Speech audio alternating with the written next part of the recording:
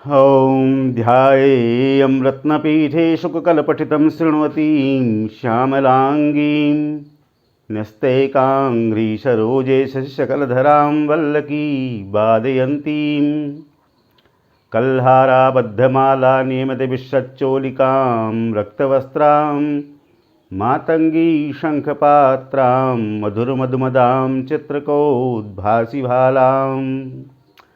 नमस्कार सभी लोगों को, और विशेषकर आज स्वागत है चतुर्थी तिथि भगवती मातेश्वरी महारानी मैया की कुष्मांडा नाम से कृपा करें भगवती सभी भक्तजनों पर, समस्त संसार पर। और आपका स्वागत है आज के राशिफल और ग्रह गोचर क्या कह रहा है इसके विषय में विचार करने के लिए।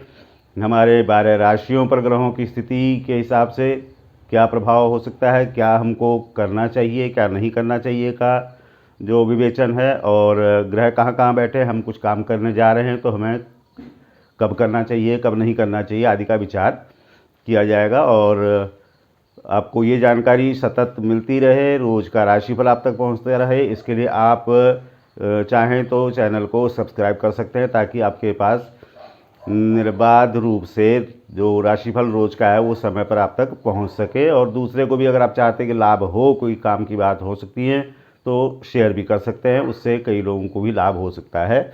तो ये आपका जो है कृपा आपकी तरफ से आप करें।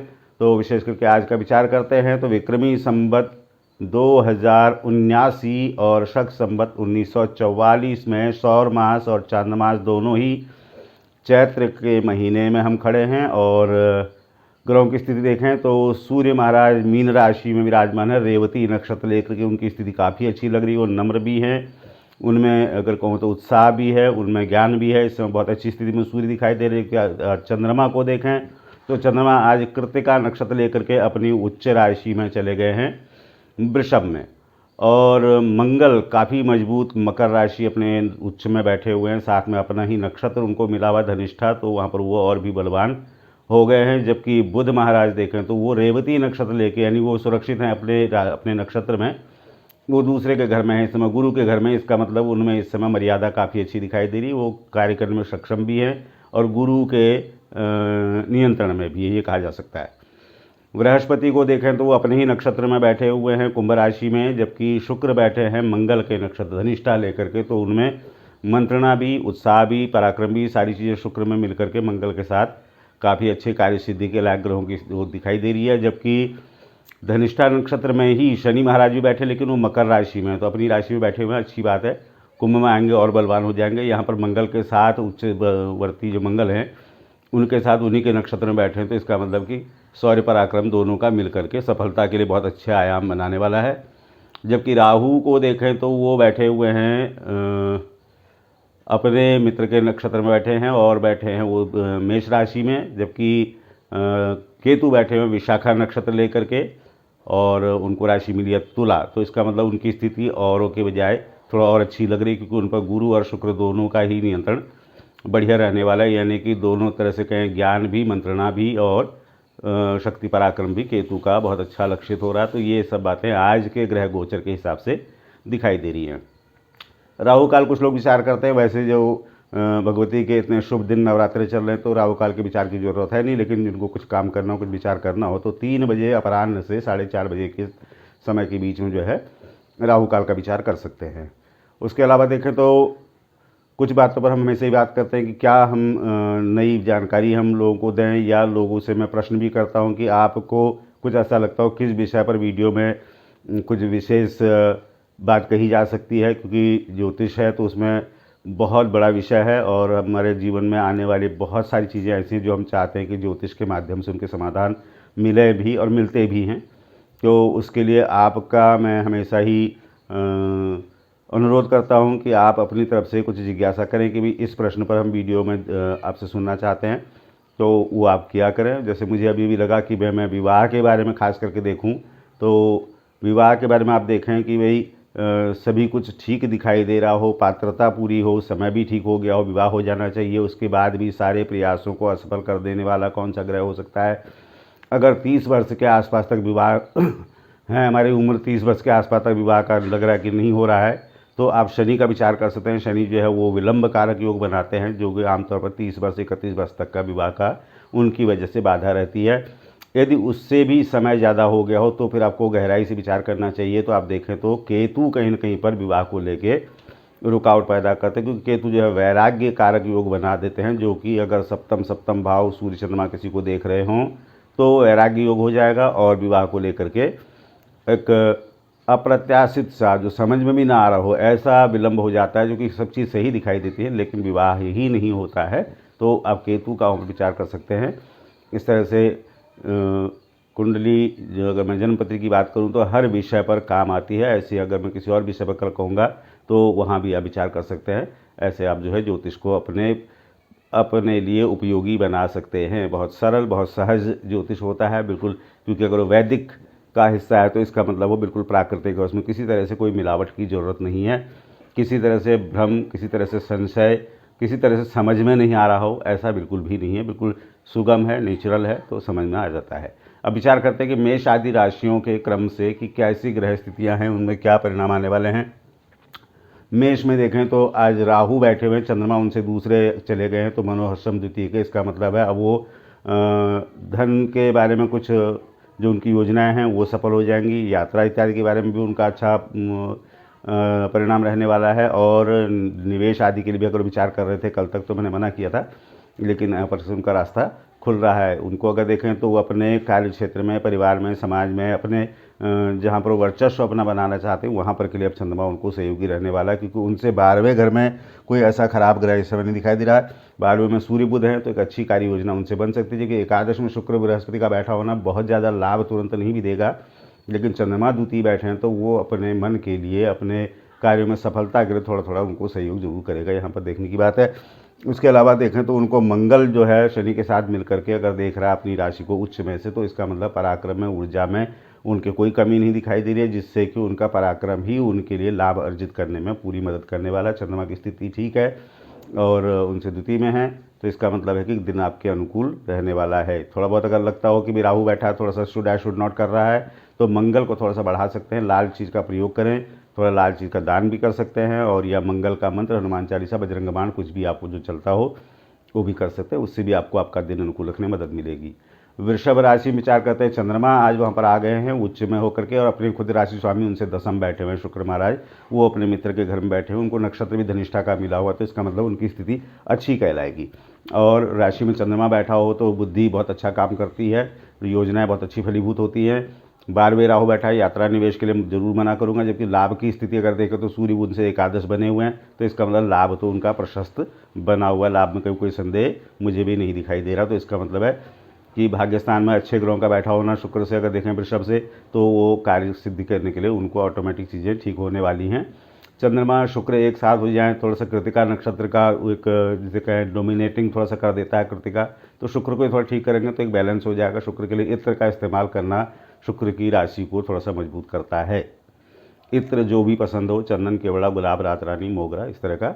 मिथुन में आके देखते हैं तो राशि स्वामी बैठे हुए अपने से दसम में, और उनको बुधादित्य योग बना हुआ। कहीं पर मैं आज को एक किसी की छोटी सी कथा रूप किसी ने दिया हुआ था कि राजा के साथ बैठा हो, यानी सूर्य के साथ बैठा हो बुध परिणाम क्या देगा। तो मेरे देखने में यह है कि राजा के नेतृत्व में, राजा के नियंत्रण में यदि युवराज बैठा हुआ हो तो ज़्यादा अच्छी प्रगति कर सकता है, मेरे देखने में ये है। तो अगर कहूँ तो सूर्य बुध का योग बना हुआ है तो उसको इसीलिए सूर्य बुध कहते हैं, बुधादित्य योग कहते हैं। तो अपनी राशि का स्वामी अगर बुधादित्य योग बना रहा है तो वो हर कार्य के लिए, चाहे वो पढ़ाई शिक्षा क्षेत्र हो, चाहे व्यापार व्यवसाय का हो, चाहे परस्पर संबंधों का हो, इसका मतलब मिथुन का दिन बहुत बढ़िया दिखाई देने वाला। यात्रा या आदि के लिए या निवेश के लिए थोड़ा मना करूंगा, क्योंकि अपने से 12वें में चंद्रमा बैठा हुआ हो, तो थोड़े से चीज़ों को आज एक दो दिन टाल देना चाहिए। कर्क में विचार करते हैं, राशि स्वामी अपने से एकादश बैठे हैं, तो एकादश बैठे हो तो सर्वलाभम करके कहा ही जाता है। उसके अलावा भी ग्रहों की स्थिति कर्क से देखें तो कर्क के ठीक सामने शनि मंगल की उच्च स्थिति अगर देखें तो उनको कार्यक्षमता काफ़ी प्रबल बनी हुई है, और अगर देखूं तो उनको मौके भी मिल रहे हैं, उस मौके पर वो बहुत अच्छा काम कर भी पा रहे हैं। तो इसका मतलब है सफलता भी उनको मिलनी ही मिलनी है। एकादश में उससे राहु बनेगा तो कहीं ना कहीं से भी उनको लाभ भी उनको आता ही रहेगा। तो मुझे लगता है कि दिन किसी तरह से छेड़खानी करने वाली बात कुछ नहीं है, दिन अच्छा है। चंद्रमा भी उच्च में बैठे हुए हैं, तो इसका मतलब लाभ तो उनको आता ही रहेगा। और अपनी ही राशि स्वामी को थोड़ा सा ठीक रखना चाहिए, क्योंकि चंद्रमा भी थोड़ा सौम्य ग्रह है, तो जल्दी जल्दी उसको थोड़ा सा सुधार करना पड़ता है। थोड़ा जल्दी उस पर ध्यान देना पड़ता है। तो चंद्रमा के लिए ओम नमः शिवाय का भी मंत्र कर सकते हैं, ओम श्रांग श्रींग श्रौंग सा चंद्रमशे नमः का भी मंत्र कर सकते हैं। इस तरह से कुछ भी आपको लगे थोड़ा सा करना चाहिए। सिंह राशि में आके विचार करते हैं तो राशि स्वामी बैठे हुए अपने अष्टम, वहाँ कोई दोष नहीं बनता बुध के साथ बैठे हुए उनको, जबकि वहाँ पर वो कुछ ऐसी चीज़ों के लिए, अगर मैं शोध कार्यों के लिए कहूँ या पुराने लंबित कुछ कार्यों पर आप काम कर रहे हैं तो उस पर कहूँ, या कुछ ऐसे संबंध जो बहुत ज़्यादा देखूँ तो बहुत दूर हो चुके हैं उनको नज़दीक लाने की बात करूँ, तो भी यहाँ पर मुझे लगता है कि सिंह राशि के लिए अच्छे समय को देखा जा सकता है। जबकि और ग्रहों की स्थिति उनसे बहुत बेहतर बनी हुई है। उनसे अगर देखें तो सामने बृहस्पति और शुक्र का साथ, यानी कि मंत्रणा उनके पास पूरी है, वो पूरी कार्य योजना के साथ काम पर लगे हुए हैं। चंद्रमा की स्थिति उनसे अच्छी दिखाई दे रही है, इसका मतलब लाभ भी उनको होने वाला है। खास करके अगर कोई राजकीय शासकीय कुछ काम हो तो उसमें उनको ज़्यादा मदद यहाँ से मिलनी शुरू हो जाएगी। अभी क्योंकि चंद्रमा अभी सूर्य खुद मीन में बैठे हुए हैं तो उनके खुद के प्रभाव में अच्छा एक बल दिखाई दे रहा है, वही उसी का लाभ उनको आ जाने वाला है। कन्या में विचार करते हैं तो राशि स्वामी देखें तो अपने ठीक सामने से अपने घर को देख रहे हैं सूर्य के साथ। चंद्रमा की स्थिति भी बहुत अच्छी बनी हुई है, उनसे दशम में चंद्रमा बैठे हुए हैं। और ग्रहों की भी स्थिति ठीक है, क्योंकि उनसे अगर अष्टम में राहु बैठा हो तो राहु में समझता हूँ कि वहाँ पर कोई दोष देता नहीं, 12वें घर का वो देखेगा तो कोई विशेष उसका कोई रोल बनता नहीं वहाँ पर से। उसके अलावा देखें तो पंचम में वहाँ से बनेंगे शनि मंगल, तो इसका मतलब है निर्णय लेने में थोड़ा सा उनमें एक दृढ़ता रहेगी। अच्छे दूरगामी निर्णय के साथ साथ वो जल्दी जो आज के जो निर्णय है उनको भी अपने पक्ष में ले सकते हैं। मुझे लगता है कि समय अनुकूल है और कोई भी फैसला करने में उनको कोई ऐसी दिक्कत नहीं लग रही है। कहीं पर अपने बॉस अथॉरिटी वगैरह से या थोड़ा वाणी का प्रयोग मैं अगर कहूँगा, द्वितीय भाव में केतु बैठा हुआ है तो थोड़ा सा वाणी का प्रयोग थोड़ा सावधानी से करना चाहिए, इतना ही कहूँगा। थोड़ा संवेदनशील तो होता ही है, लेकिन बहुत ज़्यादा खराब किसी तरह से भी नहीं है। बुध को थोड़ा ठीक रख लेंगे, क्योंकि अगर देखूँ तो वो सूर्य के साथ अस्त वक्री बहुत जल्दी हो जाते हैं, तो ओम ब्रांग बिंग ब्रोंग सा बुधाय नमः ऐसे मंत्र से भी उसको मजबूत किया जा सकता है, या गाय को चारा देना भी अच्छा मदद कर सकता है। तुला राशि में विचार करते हैं तो राशि स्वामी अपने मित्र के घर में बैठे हुए हैं, बृहस्पति का साथ उनको मिला हुआ है, तो इसका मतलब है उनको अगर कहूँ तो मंत्रणा, चर्चा या किसी विषय पर गंभीर विचार, उन सब चीज़ों के लिए आप बहुत अच्छे चल रहे हैं। विशेष करके अगर परस्पर संबंधों की बात करूं, पढ़ाई की बात करूं, शिक्षा वालों के लिए, उच्च शिक्षा के लिए कहूँ, किसी कंपटीशन की बात करूं, तो मुझे लगता है समय बिल्कुल आपके फेवर में है। और केतु आपके साथ आपको पराक्रम दे ही रहा है, विशाखा नक्षत्र में बैठा, तो उच्च प्रयासों के लिए आपको कामयाबी का लक्षण पूरा बना हुआ है। मुझे कोई संदेह इसमें नहीं बनता दिखाई दे रहा। चंद्रमा की स्थिति भी अपने से बहुत बढ़िया बनी हुई है, इसका मतलब सफलता दिन भर में जो भी काम हाथ में लेने वाले हैं अच्छी रहने वाली है। और केतु का वहाँ पर बैठा होना सिर्फ ये है कि उस जो भाव हैं उनको, जो मन है, मन को एकदम वो इधर उधर इरिटेट करना है वो करना जल्दी कर देता है, क्योंकि शुक्र जो है थोड़ा सा संवेदनशील होता है, उसको केतु का साथ मिलेगा तो छोटी छोटी बातों से प्रतिष्ठा का, नाक का प्रश्न बन सकता है। थोड़ा सा यहाँ पर सावधानी जरूर रखना चाहिए। तो ऐसे में आपको शुक्र को ही थोड़ा सा मजबूत रखने से केतु को आप अपने पक्ष में रख सकते हैं। शुक्र के लिए जैसे मैंने पहले बताया कि इत्र का इस्तेमाल, सफ़ेद चीज़ का दान करना, सफ़ेद पहनना, ऐसे चीज़ों का प्रयोग आप करेंगे तो आपका राशि का जो प्रभाव है दिन भर आपके पक्ष में रहेगा। वृश्चिक में आके विचार करते हैं तो मंगल उच्च में बैठे हैं, अपने से तीसरे बैठे, तो इसका मतलब उनमें पराक्रम हर तरह से बन गया। वहाँ से उनकी दृष्टियाँ भी देखेंगे तो बहुत अच्छी बनती, क्योंकि अपने से कर्म भाव को देखता है। कर्म भाव को देखे तो वहाँ पर आपको काफ़ी मजबूती, अपने कामों के लिए मौका, उसके लिए पूरे संसाधन पूरे आपके पक्ष में रहने वाले हैं। और आपके बंधु वर्ग, कुलीग जो भी उन सबका भी साथ आपको वहाँ पर आपके पक्ष में रहने वाला है। अपने से चौथे बृहस्पति शुक्र बैठे, तो इसका मतलब है अगर देखूँ तो मन की शांति, लोगों से अपने लिए अच्छा परिणाम, अच्छा समाचार, ये सब बातें जो है चौथे भाव में बैठे हुए ग्रह अच्छे दिख रहे हैं, तो इसका मतलब है कि दिन पूरे आपके अनुकूल चल रहे हैं। मुझे लगता है उसी का स्वागत करना चाहिए। और मंगल की स्थिति ठीक ठाक है, तो उसे कुछ विशेष छेड़खानी की जरूरत तो है नहीं। बृहस्पति का ही साथ लेना यहाँ पर समझदारी है, क्योंकि बृहस्पति जो है मंगल की ऊर्जा को दिशा देने का काम जरूर कर सकता है। तो वैसे में ओम ग्रांग रींग रौंग सब गुरुवे नमः ऐसे मंत्र का प्रयोग भी आप कर सकते हैं। भगवान विष्णु के दर्शन करते हैं, हनुमान जी के दर्शन करते हैं, क्योंकि वो एक एडमिनिस्ट्रेटिव लेवल होता है जहाँ पर आप अगर आप थोड़ा प्रार्थना थोड़ी सी किसी तरह से अपनी उपस्थिति करते हैं तो आपके ग्रहों पर ऑटोमेटिक ही एक अच्छा प्रभाव आता है। धनु राशि में देखते हैं तो राशि स्वामी अपने से बैठे हैं तीसरे, पहले ही सौम्य राशि को तीसरे घर में जाने से लाभ के लिए थोड़ा सा कमजोर जरूर मानेंगे, जबकि अपने से द्वितीय में ग्रहों की स्थिति बहुत अच्छी बनी हुई है। और कई बार वो धनिष्ठा नक्षत्र में ज़्यादा प्रभाव होने से वाणी का प्रयोग थोड़ी सी उग्रता से ना हो, इतना जरूर ध्यान देने वाली बात है। जबकि अगर मैं प्रभाव की बात करूँ तो आपका अच्छा प्रभाव हर तरह से रहने वाला है, चाहे वो प्रमोशन के लिए आप प्रयास कर रहे हों, अपने वरिष्ठता साबित करना चाह रहे हो, किसी तरह से अपने रिकॉग्निशन बनाना चाहते हो, यहाँ पर बहुत अच्छा आपको परिणाम शनि मंगल की वजह से मिलता दिखाई दे रहा है। चंद्रमा भी आपसे ठीक ठाक बैठे, उसका भी लाभ आपको आने वाला है। जबकि और ग्रहों की देखें तो लाभ के तौर पर भी केतु अपने से एकादश बैठे हैं तो लाभ प्रॉपर आएगा। जबकि द्वितीय भाव बृहस्पति शुक्र आपके भाव में आपके लिए आपके प्रभाव को बढ़ाने में आपके साथ बने हुए हैं, तो किसी तरह से कोई परेशानी वाली बात मुझे इसमें धनु में लग नहीं रही है। तो मैं समझता हूँ कि बृहस्पति का ही बल लेना चाहिए। तीसरे बैठे हुए बृहस्पति थोड़ा सा कमज़ोर तो माने जाते हैं, तो उन्हीं को थोड़ा सा मजबूत रखने के लिए ओम ग्रांग ग्रीं ग्रौंग सव गुरुवे नमः इस तरह से आप प्रयोग कर सकते हैं। और पीला पहनना, पीला दान करना भी कर सकते हैं, जिससे कि लॉन्ग रन प्रोग्राम के लिए तो बहुत अच्छा माना जाएगा बृहस्पति को। जबकि शॉर्ट टर्म के लिए वो थोड़ा सा लापरवाही कर देता है, थोड़ा प्रमाद कर देता है, तो वैसे में बृहस्पति को थोड़ा सा मंत्र के द्वारा भी आप ठीक कर सकते हैं। पीला पहनना, पीला दान करना भी आपको मदद कर सकता है। और देखें तो मकर राशि में शनि मंगल की उपस्थिति धनिष्ठा नक्षत्र में बहुत, अगर देखूँ तो ऊर्जा का प्रभाव काफ़ी दिखाई दे रहा है। कई बार बुद्धि में मंदता जरूर आ जाती है, क्योंकि शनि का प्रभाव वहाँ पर बहुत ज़्यादा होने के मंगल के साथ कन्फ्यूजन थोड़ा सा पैदा कर देता है। एनर्जी में कोई कमी नहीं दिखाई दे रही है। उसमें बृहस्पति द्वितीय बैठा हो तो इसका मतलब है कि आपका मान सम्मान, आपकी प्रतिष्ठा बनी हुई है। द्वितीय भाव में शुक्र है तो धन की भी कोई ऐसी कमी नहीं लग रही है। जबकि अपने से एकादश केतु बैठे हुए हैं तो लाभ के लिए वहाँ पर केतु का भी कोई मुझे संदेह नहीं कि लाभ भी आपका प्रॉपर आ ही जाएगा। और ग्रहों की स्थिति भी आपसे अनुकूल बनी हुई है, तो मुझे लगता है कि जैसे चंद्रमा अपने से पंचम बैठे हुए हों तो आपको चित्त शांत रखने के लिए बहुत मदद करने वाला है। तो चीज़ें ठीक है, मुझे लगता है वहाँ पर तो ज़्यादा कुछ करने की ज़रूरत नहीं है। आप चाहें तो शनि का भी मंत्र, मुझे लगता नहीं आपको शनि का मंत्र यहाँ पर करना चाहिए। आप बुध का मंत्र करेंगे तो शायद ज़्यादा अच्छा परिणाम आएगा अगर मंत्र करते हो तो। और वैसे मुझे लगता है कि कोई छेड़खानी की किसी तरह से ज़रूरत लग नहीं रही। जो दैनिक आपका उपक्रम है उसी को आप करते रहिए। चाहे जैसे मैं कहूँ कि पूजा पाठ आप करते हों, गायत्री मंत्र करते हो, सूर्योपस्थान करते हो, या जो भी आजकल भगवती के दिन चल रहे हैं, तो मैं समझता हूँ कि पूजा पाठ आप लोग कोई असर नहीं होगा जो नहीं कर रहा होगा, तो इसी को कंटिन्यू करिए। कुंभ में आके विचार करते हैं तो राशि स्वामी अपने से 12वें बैठे हैं, उसको बहुत अच्छा नहीं होने के बावजूद वो शनि के घर में बैठा अपने घर में, तो इसका मतलब वो ठीक है। नए और तस्तों से क्या बोलते हैं, बहुत ज़्यादा ख़राब भी नहीं है, बहुत ज़्यादा मजबूत भी नहीं है।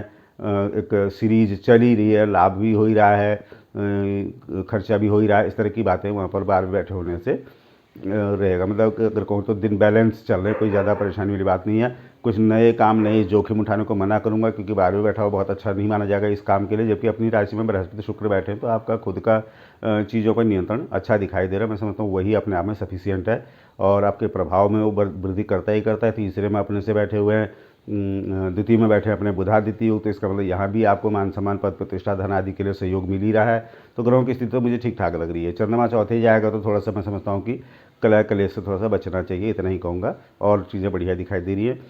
आपको कुछ अगर प्रयोग ऐसा करना ही है, मैं क्या करूं करके, तो आपको कुंभ के लिए यहाँ पर नहीं, मैं समझता हूँ कि आपको विशेष से कुछ विशेष प्रयोग करने की ज़रूरत नहीं है। अपना ही दैनिक पूजा पाठ करते रहें, उसी से आपके ग्रह को बल मिलेगा। अगर आपको थोड़ा बहुत कुछ करना ही हो, लेकिन जैसे मैं सूर्योपस्थान, गायत्री मंत्र वगैरह कहता हूँ, तो वो अगर आप करते हैं तो और कुछ करने की यहाँ पर ज़रूरत आपको पड़ेगी भी नहीं। मीन राशि में आके विचार करते हैं, राशि स्वामी बैठे हुए हैं अपने से द्वादश, और अपनी राशि में बैठे हैं बुधादित्य योग बना हुआ। इसका मतलब है दिन तो पूरा आपके पक्ष में दिखाई दे रहा है। यात्रा निवेश के लिए भले ही मैं आपको मना करूंगा, लेकिन शुक्र वहाँ बैठा हो तो अपने आप ही कुछ न कुछ यात्रा निवेश का मौका बन ही जाना है। लाभ में अच्छे ग्रह बैठे दिखाई दे रहे हैं तो उसका लाभ भी आपको आना है। चंद्रमा तीसरे बैठा तो आप भी स्वयं जो है अपने संसाधनों का अच्छा प्रयोग कर पाने वाले हैं। द्वितीय राहु बैठा हुआ है, थोड़ा सा वाणी पर नियंत्रण जरूर कहूँगा। बृहस्पति अपने घर से 12वें बैठे हैं, थोड़ा सा मन को अनमना कर सकते हैं, इसके लिए थोड़ा सा सावधानी रखनी चाहिए। तो उसके लिए आप कोई विशेष काम क्या करने वाले हैं, बृहस्पति को ही थोड़ा ठीक रख लेंगे। आप उसको पीला पहनना, पीला दान करना अपने राशि स्वामी का कर सकते हैं। और उसके अलावा अगर आप कुछ करना है तो मंत्र कर सकते हैं बृहस्पति का। इस तरह से आपका दिन मुझे अनुकूल लग रहा है, क्योंकि चंद्रमा वगैरह की स्थिति को देखें तो दिन बहुत अच्छी स्थिति में बैठे हुए हैं, उसी का लाभ आपको प्रॉपर आ जाने वाला है। तो इसलिए मुझे लगता है कि 12 राशियों पर एक आधी राशियों में थोड़ा सा कमज़ोर दिख रहे हैं ग्रह, नहीं तो ज़्यादातर ग्रहों की स्थिति बहुत अच्छी से दिखाई दे रही है। तो इसका लाभ मैं समझता हूँ सभी लोगों को आना चाहिए, सभी लोग स्वस्थ भी रहें, सुखी भी रहें। और हाँ, चैनल को जैसे कहता हूँ कि ये यूट्यूब चैनल को आप देखें, दूसरे भी देख सकें, इसके लिए भी प्रयास करें। और आप तक डेली आ सके, इसके लिए जो सब्सक्राइब वगैरह किया जाता है उसको भी आप अपनी तरफ से कर सकते हैं। और अगर कोई राय, कोई सुझाव, कोई वीडियो पर किस विषय पर बनाना चाहिए, उस पर आपका कोई सुझाव हो तो उसका हमेशा स्वागत रहेगा। इसके साथ ही कल मिलते हैं। सभी लोग सुखी रहें, स्वस्थ रहें, भगवती जगदम्बा कृपा करें सभी पर।